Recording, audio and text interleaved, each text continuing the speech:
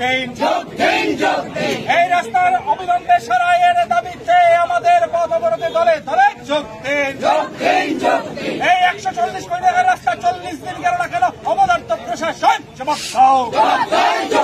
এই ড্রাইভার নিয়ে অবিলম্বে কর্তা ব্যক্তিতে পদত্যাগ করতে হবে। এই দাবিতে ডিওয়াইএফআই এর লড়াই আন্দোলন চলছে চলবে।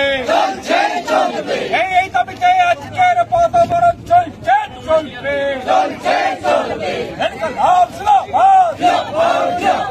ভারতের গণতান্ত্রিক যুব ফেডারেশন ছিল